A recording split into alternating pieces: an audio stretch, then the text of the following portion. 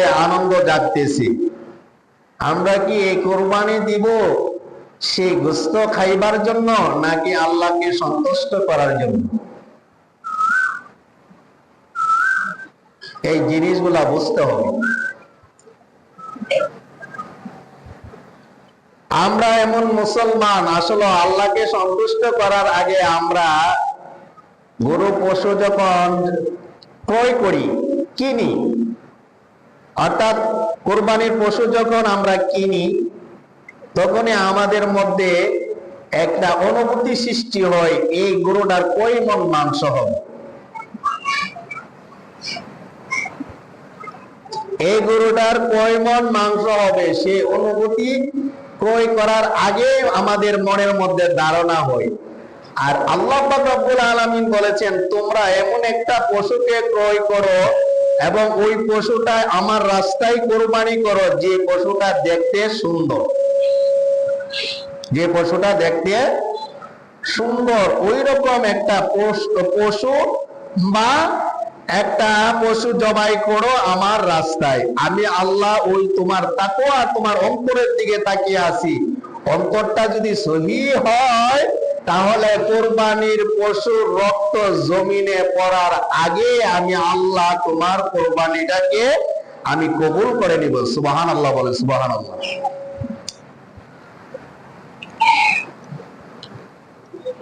আমরা যদি শতকরা যারা কোরবানি দিয়ে আমরা যদি মাপি, আমরা যদি অনুমান করি,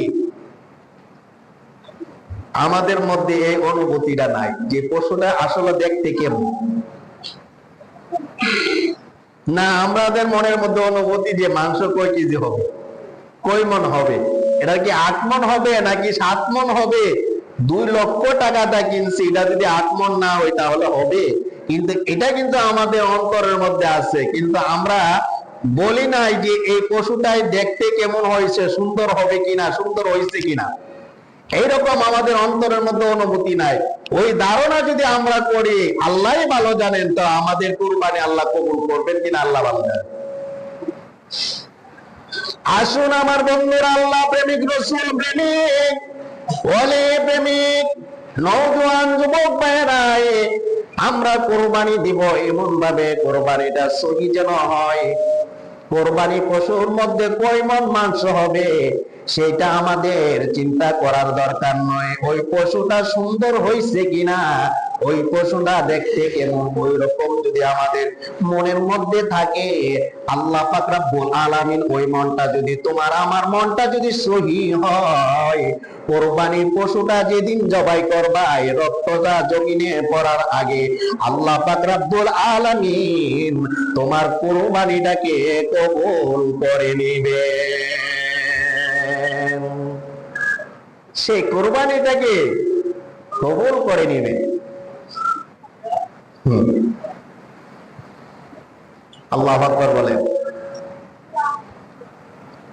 কিন্তু দেখা গেল আমরা যারা কোরবানি দাতা, আমরা যারা কোরবানি দিব, আমার বন্ধুরাই, ও নবীর উম্মতেরাই, তোমাদেরকে আমি বলে দেই, মনের মধ্যে ধারণা এনো না এই পশুটার, কোরবানির পশুটার মধ্যে 40 মণ অথবা 10 মণ অথবা 20 মণ, দুইটা পশুর মধ্যে 20 মণ অথবা 16 মণ, 4টা পশু কিনেছো আল্লাহর রাস্তায় কোরবানি দেওয়ার জন্য, 4টা পশুর মধ্যে ধারণা করতে পারবে না 40 মণ মাংস হবে বা 30 মণ মাংস হবে।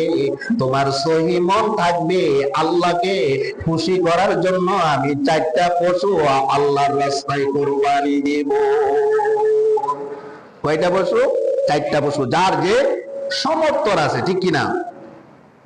অনেকে 7 নামে একটা পশু দেয়, 6 নামে অনেকে একটা পশু কোরবানি দেয়। হ্যাঁ, আপনার যতটুকু আপনার সমর্থন আছে ওই সমর্থন অনুযায়ী আপনি আপনার কোরবানি দিবেন। কিন্তু আপনার সমর্থন নাই, তাহলে আল্লাহ বলে নাই যে তোমার সমর্থন নাই, তুমি আমার খুশি করার জন্য আমার রাস্তায় তুমি কোরবানি করো, এই কথা আল্লাহ বলে নাই।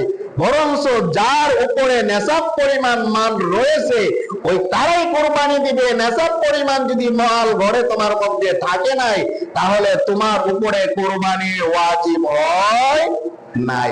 অনেকে আমরা লজ্জা শরম থাকবে, সমাজের মানুষ আমাদেরকে মন্দ বলবে, সেই হিসাবে আমরা কোরবানি দিই। আরে বাবা ভাইরা, সমাজের মানুষ তোমাকে মন্দ বলবে দেখে তুমি কোরবানি দাও, তোমার উপরে যদি কোরবানি ওয়াজিব না হয়, তুমি যদি কোরবানি দাও, তাহলে তো সেটা তোমার উপরে জুলুম হচ্ছে।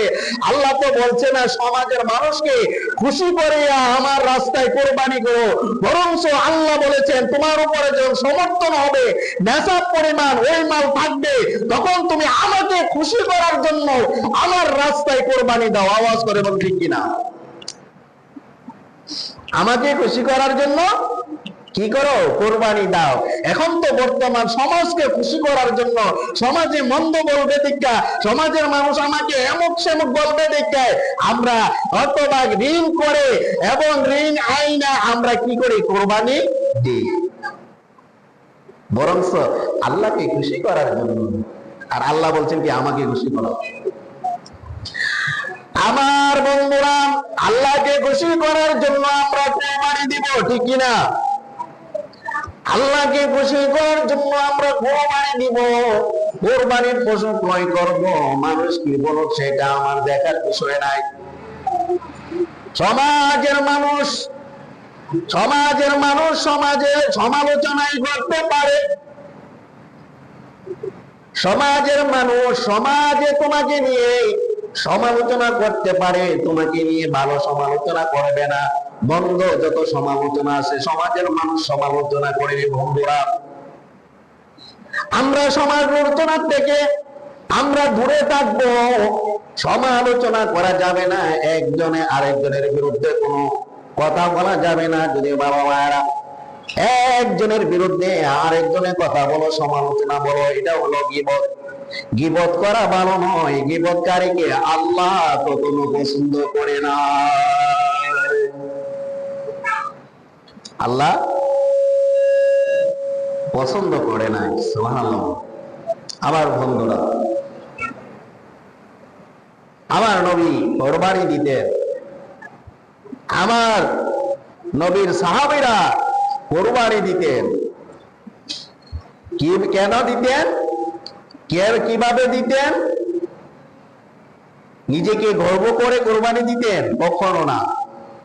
নিজের মনটাকে একবারে ছোট করে আল্লাহর প্রতি দাবিত হয়ে আল্লাহকে সন্তুষ্ট করার জন্যই কোরবানি দিতেন।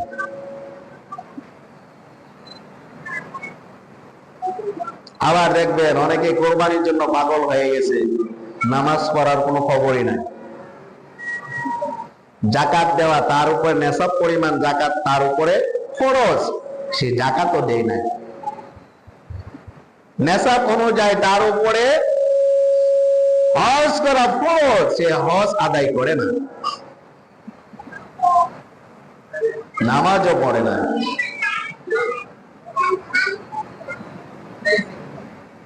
নামাজও পড়ে নাই। কোরবানির জন্য আমরা পাগল হয়ে গেলাম। হ্যাঁ, কোরবানি দেন, আলহামদুলিল্লাহ। কোরবানি অবশ্যই আপনার সমর্থন থাকলে আপনি কোরবানি দিবেন, কিন্তু আমরা কোরবানিও দেব আল্লাহকে খুশি করার জন্য, আবার নামাজও পড়বো, ঠিক কিনা? নামাজও পড়বো। নামাজ ছাড়া যাবে না। নামাজ ছাড়া যাবে না। যে এক ওয়াক্ত নামাজ কাজা করবে, আল্লাহ রাসূল ফরমায় 80 খুতবা, 2,88,000 বছর।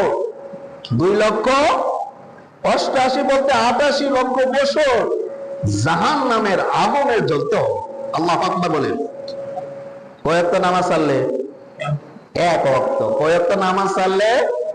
এক ওয়াক্ত নামাজ ছাড়লে 2,88,000 বছর জাহান্নামের আগুনে জ্বলতে হবে। আমরা এখন হিসাব করেন আমরা কয়েকটা নামাজ ছাড়তেছি। গরুর বাজারে গেলাম গরু কেনার জন্য, গরু কেনার ব্যস্ততা রয়েছে। গরু কিনবো। আসরের আজান হয়ে গেছে, আমরা আসরের নামাজের খবর নাই। মাগরিবের আজানের টাইম হয়ে গেছে, মাগরিবের আজান দিয়ে দিছে, আমরা মাগরিবের নামাজের খবর নাই। গরু নিয়ে কি ব্যস্ত। আকিমুস সালাত, আগে কি করতে হবে? নামাজ কায়েম করতে হবে। ওয়াতুজ যাকাত, যাকাত প্রদান করতে হবে। কিন্তু আমরা গরুর বাজারে চলে গেলাম রে বন্ধুরা, আসরের নামাজের আযান দিল, আমরা নামাজ পড়লাম নাই। মাগরিবের নামাজের সময় হয়ে গেল, আমরা মাগরিবের নামাজ পড়লাম নাই। আমরা গরু কেনার জন্য ব্যস্ত হয়ে গেলাম, কিন্তু তুমি তো নামাজের ওয়াক্ত হওয়ার সাথে সাথে তুমি নামাজটা আদায় করতে হবে। মাগরিবের নামাজের সময় ওয়াক্ত হয়েছে, তুমি মাগরিবের নামাজ আদায় করে কুরবানির পশুটা কই করতে পারো। কিন্তু দেখা গেল মাগরিবের নামাজ চলে গেল, আসরের নামাজ চলে গেল, শুধু ওয়াজিবের জন্য পাগল হয়ে গেল, কুরবানির জন্য পাগল হয়ে গেল। আমার বন্ধুরে, আমার আল্লাহর নবী তো ফরমান, যে ব্যক্তি এক ওয়াক্ত নামাজ ইচ্ছাকৃতভাবে কায়জা করবে তাকে 80 খুতবায় জাহান্নামের আগুনের মধ্যে জ্বলতে হবে। 80 খুতবা।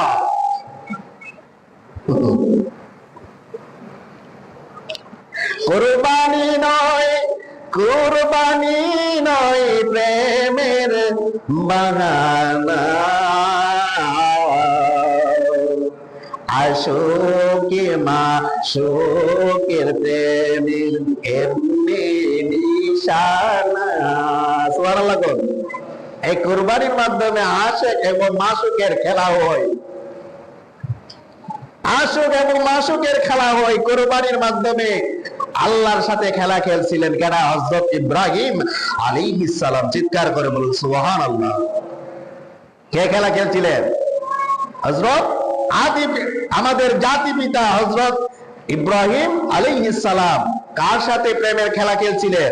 আল্লাহর সাথে। সুবহানাল্লাহ বলে। সেই প্রেমের খেলাটা আমরা খেলতে পারি না। এই জন্য একজন লিখেছেন, কুরবানি নয়, কুরবানি নয় প্রেমের বাগানা, আশোকে মাশোকে প্রেমের এমনি নিশানা, আশোকে মাশোকে প্রেমের এমনি নিশানা। কুরবানি নয়, কুরবানি নয় প্রেমের বাগানা, আশোকে মাশোকে প্রেমের এমনি নিশানা, আশোকে মাশোকে প্রেমের এমনি নিশানা। আপন পুত্র জবাই করল প্রেমের কারণে, আপন পুত্র জবাই করল প্রেমের কারণে, প্রেমের ডোরি বান্ধরে মন মদিনার শোনে, প্রেমের ডোরি বান্ধরে মন মদিনার শোনে। কুরবানি নয়, কুরবানি নয় প্রেমের বাহানা, আশোকে মাশোকে প্রেমের এমনি নিশানা, আশোকে মাশোকে প্রেমের এমনি নিশানা। প্রেমের খেলা কে খেলেছিলেন? হযরত ইব্রাহিম আলাইহিস সালাম। সুবহানাল্লাহ বলে। এই জন্য ইব্রাহিম আলাইহিস সালামকে খলিলুল্লাহ উপাধি দিয়েছিলেন। ইব্রাহিম আলাইহিস সালামকে কি উপাধি দিয়েছিলেন? খলিলুল্লাহ। আল্লাহ পাক রব্বুল আলামিন হযরত ইব্রাহিম আলাইহিস সালামকে অনেক অনেক পরীক্ষা করেছিলেন। শেষ পরীক্ষা ছিল আপন পুত্র দিয়ে। সুবহানাল্লাহ বলেন, সুবহানাল্লাহ বলেন। এই প্রেমের যে একটা রিলেশন আল্লাহর সাথে করেছিলেন হযরত ইব্রাহিম আলাইহিস সালাম আপন পুত্র জবাইয়ের মাধ্যমে। সুবহানাল্লাহ। আমার আল্লাহ হযরত ইব্রাহিম আলাইহিস সালামকে অনেকগুলা প্রশ্নের মধ্যে, অনেকগুলা পরীক্ষার মধ্যে পালাইছেন রে বাবা ভাইয়েরা। সর্বপ্রথম যে পরীক্ষার মধ্যে পালাইছিলেন তাকে আগুনে পালাইছিলেন। সুবহানাল্লাহ বলেন। আগুনে পালাইছিলেন। প্রথম পরীক্ষাটাই ছিল আগুনে পালানো। কে আগুনে পালাইছিল? নমরুদ। কে পালাইছিল? নমরুদ। ওই সময় মূর্তিদেরকে তারা খোদা দাবি করত। কি দাবি করত? খোদা দাবি করত। তারা মনে মনে ভাবত মূর্তিটা আমাদেরকে খাবার দে। বিভিন্ন ধরনের বিভিন্ন মূর্তির নাম ছিল। বলতো এই মূর্তি আমাদেরকে রিজিক দে, এই মূর্তি আমাদেরকে পানি দে, এই মূর্তি আমাদেরকে সবকিছু দে। সবকিছুর একটা মূল ছিল, বড় একটা মূর্তি। এই মূর্তিটা সবকিছু আমাদেরকে দে। মূর্তিদেরকে খাবারের ব্যবস্থায় করতে হইতো। এই সকালবেলা মূর্তিদেরকে খাবারের ব্যবস্থা করা হইতো। দুপুর বেলায় ওই মূর্তিদেরকে খাবারের ব্যবস্থা করা হইতো। মাগরিবের সময় আবার এশারের সময় ওই ওই মূর্তিগুলারকে খাবারের ব্যবস্থা করা হইতো। প্রতিদিন খাবারের ব্যবস্থা করা হইতো। প্রতিদিন এক একজন করে খাবারের ব্যবস্থা তাদেরকে দেওয়া হইতো। তারা এভাবে করত। একদিন হযরত ইব্রাহিম আলাইহিস সালামের বাবা আজরের দায়িত্ব ছিল। ও এই দিন কি করেছিলেন? আজরের একটা বিরাট একটা কাজ ছিল। বিভিন্ন একটা জায়গায় যাইবে। মুহূর্তের মধ্যে আজর হযরত ইব্রাহিম আলাইহিস সালামকে ডাক দিলেন, ও ইব্রাহিম, ইব্রাহিম রে, আজকে তো আমার উপরে দায়িত্ব পড়েছে। আমি মূর্তিগুলারে খাবারের ব্যবস্থা আমার করতে হবে। খাবারের ব্যবস্থা করে ওইগুলাকে খাবার দিতে হবে। আমি তো আজকে থাকবো না, আমি তো চলে যাব, আমি তো চলে যাব, আমি তো চলে যাব। আমার দায়িত্বটা তোমার কাছে দিয়ে গেলাম। এই মিষ্টিগুলা, এই জিনিসগুলা, এই দুধগুলা, এই কলাগুলা, আমি বিভিন্ন ধরনের খাবারের আইটেম গুলা কিনে আনলাম। আজকে সকাল বেলায় তুমি ওই মূর্তিগুলাকে তুমি কি করবা? খাবার গুলা দিয়ে আসবা। হযরত ইব্রাহিম আলাইহিস সালাম ওই সময় ছোট্ট অবস্থায় ছিলেন, পরিপূর্ণ বয়স হয় না। হযরত ইব্রাহিম আলাইহিস সালামকে যখন এই দায়িত্বটা দিলেন রে বাবা ভাইরা, হযরত ইব্রাহিম আলাইহিস সালাম বললেন, বাবা আপনি যখন বলছেন অবশ্যই আমি সে খাবারগুলা নিয়ে যাব। খাবারগুলা নিয়ে যাওয়ার জন্য তিনি ওই মূর্তিগুলার দিকে রওনা হয়ে গেল।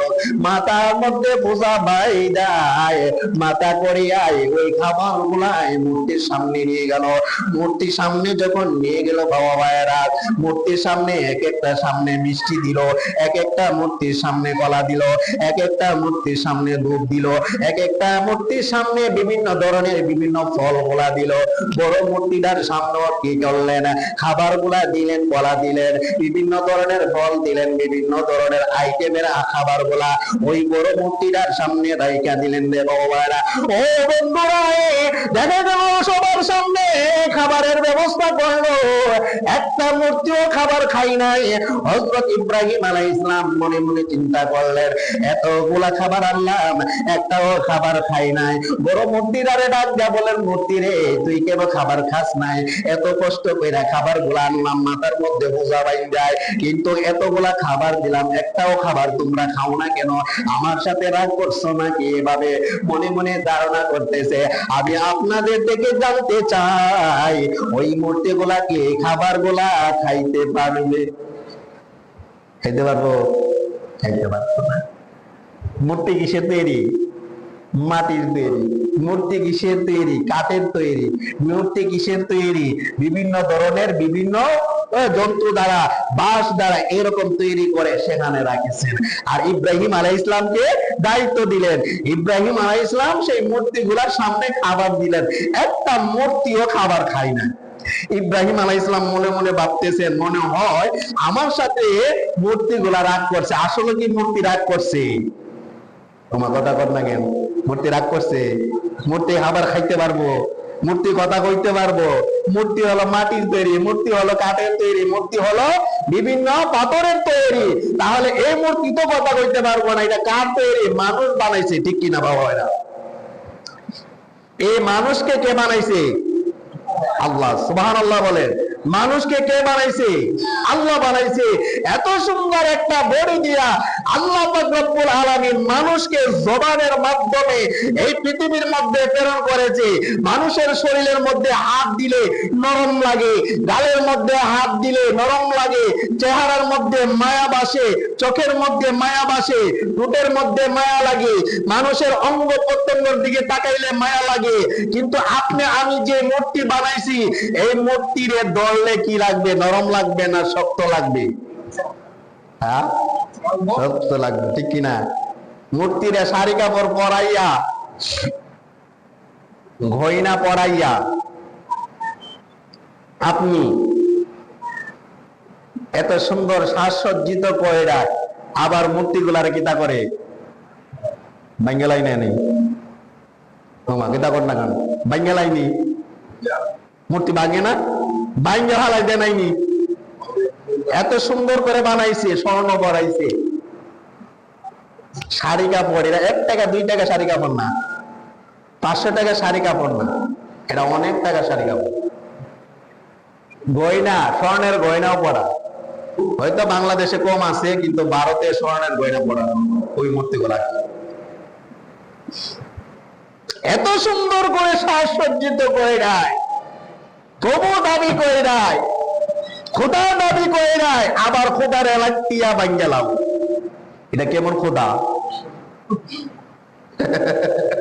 এটা কেমন খোদা? খোদারে তো আহ্বান করলাম, নমস্কার নমস্কার খোদা, খোদা আমাকে বিদ্যা দেন, খোদা আমাকে জ্ঞান দেন, খোদা আপনি আমাদের সমাজের মধ্যে শান্তি নসিব করেন। এই খোদা কি সমাজে শান্তি নসিব করতে পারবে? আমার কথা বল না কেন? এ খোদা কি শান্তি আনতে পারবে? খোদা কি জ্ঞান দিতে পারবে? খোদা কি বিদ্যা দিতে পারবে? এই খোদা কি আপনাকে হেফাজত করতে পারবে? আবার আপনি এই খোদার কাছে হেফাজত চান, এই খোদার কাছে আপনি খাবার চান, এই খোদার কাছে আপনি বিদ্যা চান, আবার এই খোদাকে লাঠি মাইরা এই বঙ্গোপসাগরে পালাইয়া দেন। এটা কেমন খোদা? ইব্রাহিম আলাইহিস সালাম, আমার কথা বলো, ইব্রাহিম আলাইহিস সালাম তিনি খাবারগুলো সুন্দরভাবে বেষ্টন করলেন প্রত্যেকটা মূর্তির সামনে। বাবা ভাইরা, এত সুন্দর করে খাবার দিলেন, এত সুন্দর করে আয়োজন। কারণ একজন নবী তো বিশৃঙ্খলা কখনো চান নাই, ঠিক কিনা?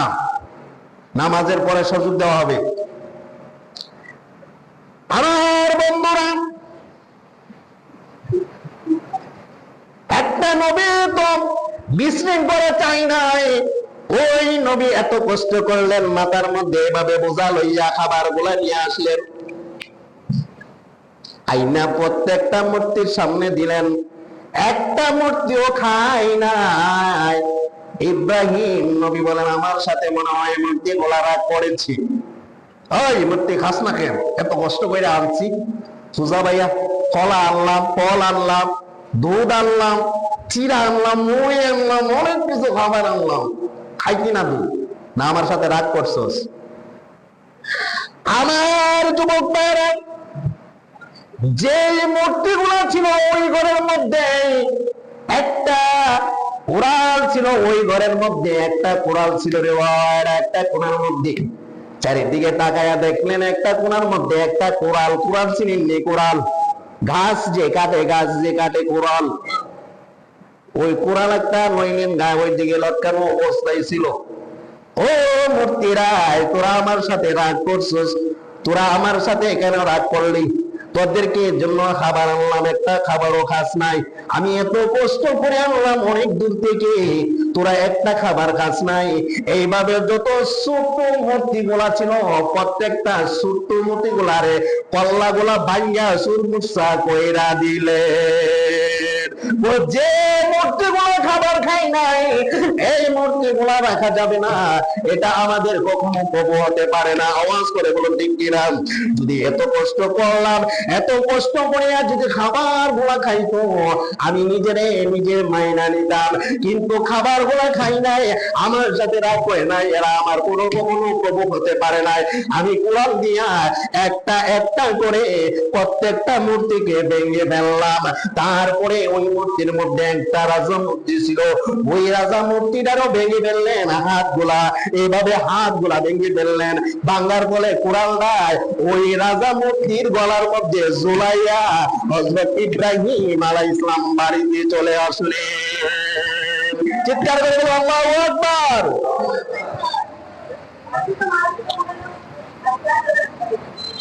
সর্বপ্রথম পরীক্ষার মধ্যে পড়তেছেন হযরত ইব্রাহিম আলাইহিস সালাম। আমরা কি পরীক্ষার মধ্যে পড়ছি? আমরা তো কোনো কিছু পড়ি নাই। আমরা যদি এখন আগুন ভালাই তুমি কইব যে বাবা রে করে 1 লক্ষ টাকা তুমি তুই আমার আগুন ভালাইস না, কোন 1 লক্ষ না, তোর বাড়িটা লিখে দেয়া লাগবি। ইমানি পরীক্ষা হিসাবে যদি আপনার আগুনে ভালাই দে, আমি তোর আমার কিতা করবো, আমার ইসলাম ছেড়ে দেবো, তোর ইসলাম তোর ধর্মকে আমি গ্রহণ করবো, তোর দ্বারা আমার মারিস না, ঠিক কিনা? আমরা যে ইমান বর্তমান চলে আসলেন কোথায়? বাড়িতে। খবর গেলেন আজরের কাছে। আজর এবং এই যে মূর্তির দায়িত্ব কে, নমরুদের কাছে খবর গেল যে আপনার মূর্তিগুলা এক একটা মূর্তি ভেঙে ফেললেন, বড় একটা মূর্তির ঘাড়ের মধ্যে কোরআন রেখে দিয়ে আসলেন। এই কাজটা করলো কি এই সমাজের মধ্যে? আমাদের মূর্তিগুলাকে ভেঙে ফেললেন, কে বানলো? এটা আপনি তালাশ করেন, এটার বিচার আপনি দিত। খবর গেছে কার কাছে? নমরুদ। এই সময় রাজা কারা? নমরুদ। নমরুদ কেমন ছিলেন জানেননি? নমরুদ ছিল একবারে কুচ্ছিত কালা। নমরুদ কেমন ছিল? কালা কুচ্ছিত। সে মানুষের সমাজের মানুষের কাছে আসতো না। তার চেহারা এত বিশ্রী ছিল, যদি রাস্তা দিয়ে বাইর হইতো সে বুকরা পরে মহিলার মতো বুকরা পরে রাস্তায় দিয়ে বাইর হইতো। সব সময় সে প্রসাদের মধ্যে থাকতো, সে রাজপ্রসাদের মধ্যে বসবাস করতো, সবার সাথে দেখা করতো না, কয়েকজন লোকের সাথে সে দেখা করতো, সব সময় প্রসাদের মধ্যে থাকতো। আর রাস্তাঘাটে যখন বাইর হইতো নিরালে বুকরা পরে রাস্তা দিয়ে বাইর হইতো। তার চেহারা এত কুৎসিত ছিল। খবর গেল। এখন নমরুদ কইতেছে আজকে আর এই দিনে, সকাল থেকে রাত্রে এই দিনে কার দায়িত্ব? মূর্তিগুলা খাবারের ব্যবস্থায়, মূর্তিগুলা খাবারের দায়িত্ব কার ছিল? খাবার পৌঁছানো। তখন খবর আসলো আজরের। কার খবর আসলো? আজরের। এখন আজরে ডাকলো কোথায়? মন্ত্রীরা আজরে ডাকলো নমরুদের কাছে। নমরুদ জিজ্ঞাসা করলো এই মূর্তিগুলা কে বাংলো? আজকে ঘটনা হয়েছে, আজকে তোমার দায়িত্ব ছিল। হুজুর আমি তো ছিলাম না এই সময়, আমার ছেলে ছিল, আমার ছেলের দায়িত্ব দিয়েছিলাম ইব্রাহিমকে। তাহলে আমি ইব্রাহিমকে জিজ্ঞাসা করতে হবে কে ভাঙছে।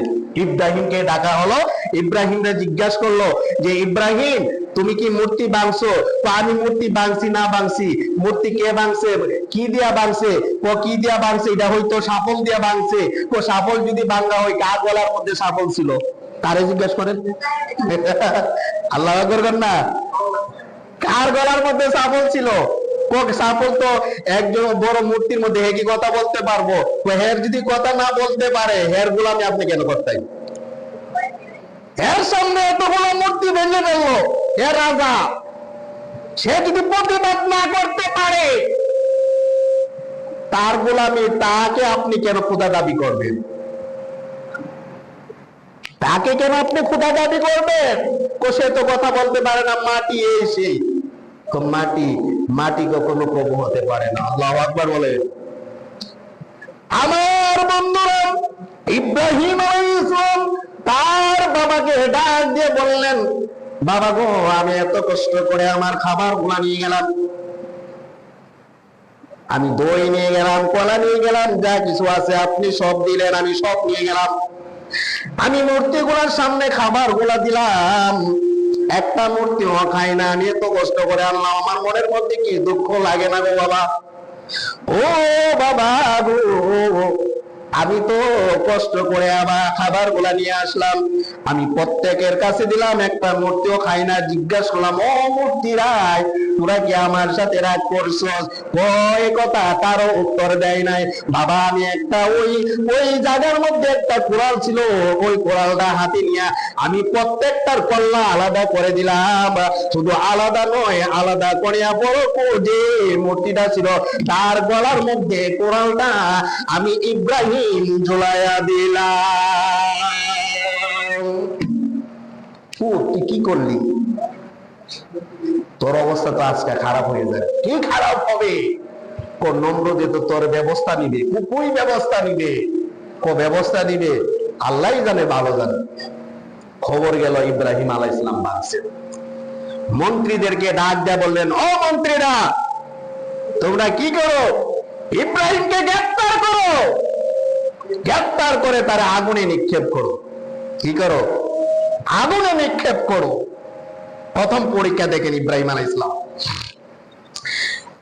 গভীর মনোযোগ আমার বন্ধুরা, ইব্রাহিম আলাইহিস সালামকে গ্রেফতার করলেন। গ্রেফতার করিয়া নমরুদ ডাক দিয়ে বললেন, ও মন্ত্রীরা, তোমরা ইব্রাহিমের জন্য আগুন করো, আগুনের কুণ্ড বানাও। লাকড়ি যতগুলা আছে সকল লাকড়িগুলা একাত্তর করো। একাত্তর করিয়া বিশাল বড় একটা লাকড়ির একটা স্থান করলেন। ওই লাকড়ির মধ্যে আগুন ধরাইয়া দিলেন। আগুন ধরাইয়া ইব্রাহিম আলাইহিস সালামকে এভাবে বসাইলেন। বসাইয়া হাতগুলাকে এভাবে বাঁধলেন, হাতগুলা দুইটা হাতকে এভাবে বাঁধলেন, কোমরটাকে এভাবে বাঁধলেন, পা গুলাকে বেঁধে দিলেন। বেঁধে দিয়ে চারিদিকে কাঠগুলাকে ঘেরাও করে দিলেন। ঘেরাও করিয়া ওই কাঠের মধ্যে আগুন জ্বলাইয়া দিল। ইব্রাহিম আলাইহিস সালাম ওর মধ্যখানে, চারিদিকে আগুন জ্বলতো, আগুন গুলায় জ্বলে জ্বলে জ্বলে জ্বলে ইব্রাহিমের নিকটে আসলো। আল্লাহ ডাক দেয়া বলে, আগুন রে, ও আগুন, তুই তো আমার গোলাম, আমার ইব্রাহিমকে তুই জ্বালাইবি না, আমার ইব্রাহিমকে তুই পুরাইবি না। আগুন তুই এমন হয়ে যাও, আগুন দিয়ে তুই এয়ার কন্ডিশন হয়ে যাবে, নাও ঠান্ডা নাও গরম।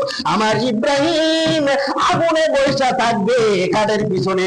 তোর ক্ষমতা আমি আল্লাহ দিব না, তোর ক্ষমতারে আমি নিষ্পত্তি করে দিব, তোর ক্ষমতারে আমি একবারে নিষ্পত্তি করে দিব।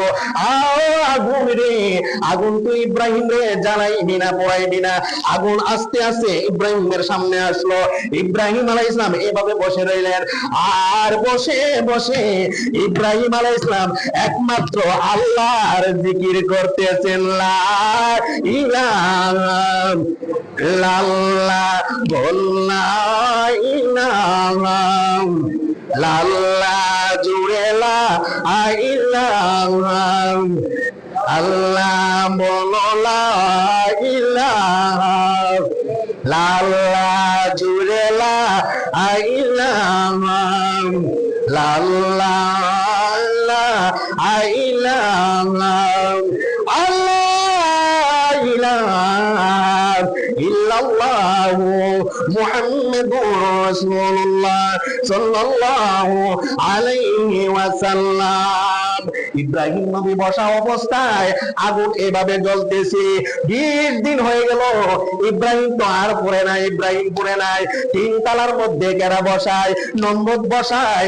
ইব্রাহিম রে দেখে গো, ও আগুন, ও আগুন, আগুন রে, ইব্রাহিম রে কি তুই পুড়াইতে পারস নাই? ইব্রাহিম যেভাবে বসায় এভাবে বসায় রইল, শুধু আঙ্গুল দিয়ে গণনা করে, কি যেন গণনা করে। আমার মনে হয় আল্লাহরে ডাকতেছে। আগুন ডাক দিয়ে বলে, নমরুদ রে, তুই 3 তালার মধ্যে বসে আছস, তুই আমার বলতেছস আমার ক্ষমতা নাই, তুই শুধু তোর হাত রাখ, 3 তালা থেকে দরজা দিয়ে বাইরে করে দেখ আমার আগুনের ক্ষমতা আছে কিনা, আমি তোরে বুঝায়া দিব। আমার জান মদিনায়, আমার প্রাণ মদিনায়, আমার জান মদিনায়, আমার প্রাণ মদিনায়, ভুলে যেতে চাইলেও ভোলা যায় না, ভুলে যেতে চাইলেও ভোলা যায় না। আমার জান মদিনায়, আমার প্রাণ মদিনায়, আমার জান, আমার প্রাণ মদিনায়, ভুলে যেতে চাইলে চাইলেও ভোলা যায় না, বলেন না ভুলে যেতে চাইলেও। জান্নাতুল মাওয়া আছে মদিনার ভিতর, মদিনা মদিনা বলে কান্দে অন্তর। জান্নাতুল মাওয়া আছে মদিনার ভিতর, মদিনা মদিনা বলে কান্দে অন্তর। দেখবো বলে আশায় আছি সোনার মদিনায়, দেখবো বলে আশায় আছি সোনার মদিনায়। আমার জান মদিনায়, আমার প্রাণ মদিনায়। ভুলে যেতে চাইলেও বলা যায় না, বলেন না ভুলে যেতে চাইলেও। একটা জবান বন্ধ রাখবেন না, আওয়াজ করে বলেন আল্লাহু আকবার। ইব্রাহিমকে বাঁচাইছেন কেডা? বাঁচাইতেছেন কেডা? আগুনটা কি বলছে? আগুন ধরবাই না। আগুনের জবান কইলা নমরুদ রে তোর হাতটা সামনের দিকে বাড়ায়, আমি দেখি আগুনের পাওয়ার আছে কি নাই। সামনে বাড়াই দিলে ও নমরুদ, তোরে আমি পুইরা সারার কইরা দেব। একমাত্র আল্লাহ আমাকে হুকুম করেছে, ইব্রাহিমের জন্য আমি কি হয়ে যাইতাম? আগুন হয়ে পানি হয়ে যাইতাম। সে আগুন আমি পানি হয়ে গেছি। কিন্তু মনে রাখবেন, এই সর্বপ্রথম পরীক্ষাই ছিল হযরত ইব্রাহিম আলাইহিস সালামের এই পরীক্ষায়। দ্বিতীয় এখান থেকে 40 দিন পরে ইব্রাহিম আলাইহিস